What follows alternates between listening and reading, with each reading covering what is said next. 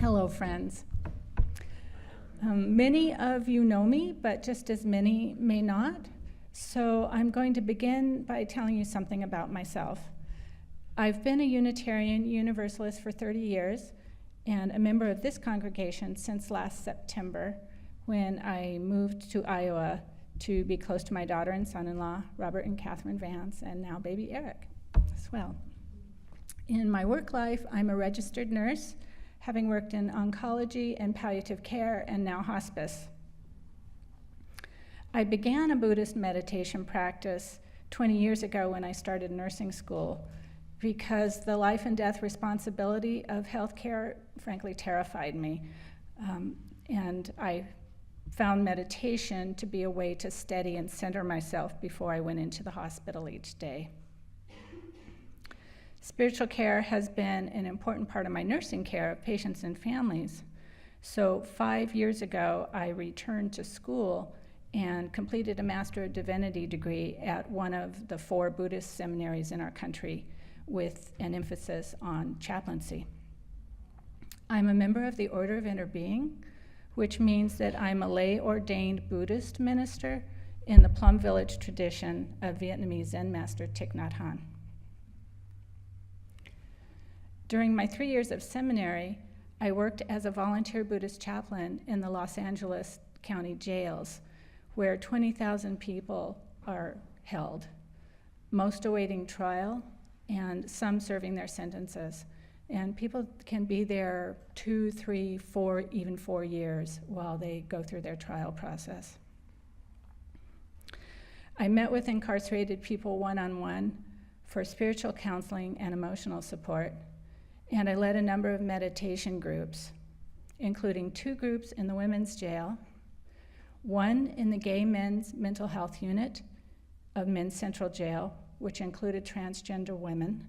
And yes, transgender women are housed with men in jails and prisons, which is terrifying for them.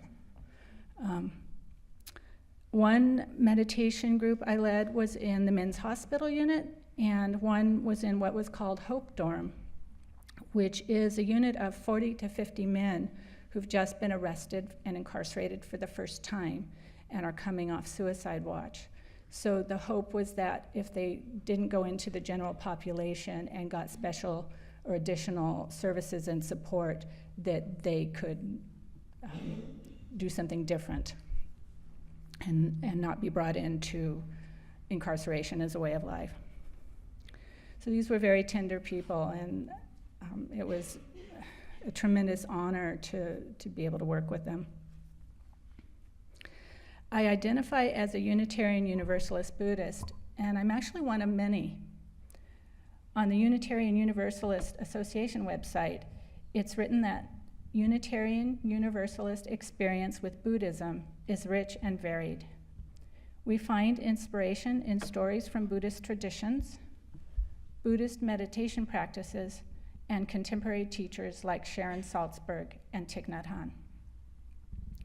Many congregations have Buddhist meditation groups. We actually have over 100 local UU sanghas in our congregations. Buddhism and Unitarian Universalism both honor the beliefs people hold based on their own experiences and understandings. In neither tradition will anyone tell you what you ought to believe. In both, high value is placed on experiential practice, on study and self-inquiry, insightful wisdom development, and loving kindness, all of which are put into practice in service in the world. What many people don't know is that Unitarian Universalists' interest in Buddhism dates back to the 18th century.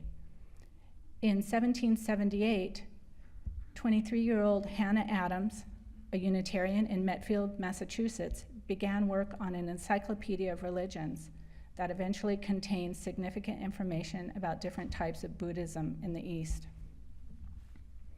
And in the years that followed, many Unitarians became interested in Buddhism, and some traveled to India.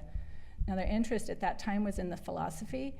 I don't think Unitarian Universalists actually started meditating until the 60s and 70s. Asian Buddhists first encountered Unitarians in 1841 when a boat carrying 6 Japanese fishermen became lost during a storm at sea. And at that time, Japan was closed to foreigners, and just leaving the territory would be enough to put them in great danger if they returned home. So their fishing ship boat was rescued by a whaling ship out of New Bedford, Massachusetts. And 5 of those 6 fishermen were dropped off in the Kingdom of Hawaii, where they lived the rest of their lives. But the 6th, a young man named Manjiro, became friends with the captain of the whaling ship, and he stayed on board and continued on to Massachusetts, where he and Captain William Whitmer joined the Unitarian Church, because the Methodist Church, where Captain Whitmer was a member, did not allow people who were not white to attend. My own encounter with Unitarian Universalist Buddhism came at General Assembly in 2004. I had been meditating on a daily basis for about 6 years, supported by Western Buddhist teachings, primarily from books, like a good Unitarian. And I was able to attend a couple of weekend retreats. And I was looking around for a Buddhist group to join. I began to think it wouldn't be sustainable for me to be an active member of 2 different faith groups. And I wondered if my growing Buddhist faith was going to take me away from Unitarian Universalism. So it was a bit of crisis for me at that time. But then I happened to stumble on the UU Buddhist Fellowship table in the exhibit hall at General Assembly. I met and talked with Sam Trumbore and Jeff Wilson, 2 Unitarian Universalist ministers who are practicing Buddhists. And among the materials I took away from their table was a handout entitled, "How to Start a Buddhist Sangha in Your Congregation." So after I returned home from GA, it took me a few months to work up my courage and to get organized. And in October, with our minister's blessing, I put an announcement in our church's monthly newsletter, "Would anyone like to meditate with me?" The next month in November, the Live Oak UU Buddhist Sangha started meeting twice a month. Our little Sangha grew quickly. The response was wonderful. By January of 2005, we were meeting weekly on Tuesday evenings. And Live Oak Sangha is still going strong 14 years later. I was in California last week and I got to sit with them, which was wonderful. At the time that we started, I was deeply relieved to find that Unitarian Universalism is large enough and open enough to accommodate my evolving spirituality, a quality of our faith that continues to be very important to me. So what is Sangha? In the Buddhist time, Sangha referred specifically to the group of ordained monks and nuns who gathered around the Buddha and followed his teachings. But eventually, the concept of Sangha began to include both monastics and lay practitioners. One modern definition of Sangha, offered by Jack Lawler, who's a Dharma teacher in the Plum Village tradition, my tradition, states that Sangha is a group of people, companions and spiritual friends, who practice mindfulness together, inspired by the historic Buddha, his teachings, and the presence of other mindfulness practitioners. This is how most of us understand what a Sangha is. But Thích Nhất Hạnh goes much further. He considers any group of 2 people who are in relationship with each other, two or more people who are in relationship with each other, to be a Sangha, and to have the potential, with awareness of their interconnectedness, to grow their understanding, compassion, peace, and love. So with this perspective, our families are a Sangha. This congregation is a Sangha. Our caring community here is a Sangha. Our workplaces are a Sangha, and the community we live in is a Sangha.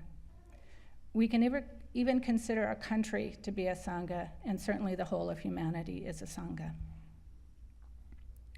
So what are the benefits of Sangha? Thanks to modern neuroscience, we know that contemplative practices change the brain in beneficial ways. Meditation practices fall into 3 categories or types. Concentration, the second would be mindfulness, and the third would be compassion or loving kindness meditation. With each of these, particular parts of the brain are activated and developed, and depending on the practice, lead to a greater ability to focus attention, a reduction in anxiety, and a greater ability to put oneself in the place of another. MRI scans of experienced practitioners of one type of Buddhist meditation showed that these meditators had a greater volume of brain tissue in regions of the prefrontal cortex that play a role in processing attention, sensory information, and internal bodily sensations. Mindfulness meditation also reduces the stress hormone cortisol and decreases inflammation in the body. These are some of the benefits of mindfulness meditation practice. They've become well known, and as a result, mindfulness has made its way into many areas of our popular culture.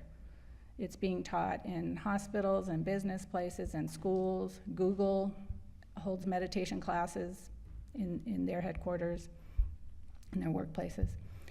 But what are the benefits of Sangha specifically, and why should we want to start one in our congregation? Well, first, the obvious is that it's much easier to sustain a meditation practice with the support of a group. I think anyone who's tried it knows that. It runs counter to our culture and the demands of our lives to stop and just take time to sit. It's hard to do it on one's own. Even for me, with my love of meditation and my many years of practice, it's much easier with a group. With the stress and demands of my work since I came to Iowa, especially with the long work days at the hospice house and my 45-minute daily commute each way, my meditation practice has become somewhat sporadic. But simply preparing this service and putting things in place to begin weekly Sangha meetings has renewed my practice and lifted my spirits. So some of my moments of deepest happiness and joy and my peace of mind through the years have been while meditating and practicing with other people. So I'm really excited to be able to do that with some of you soon.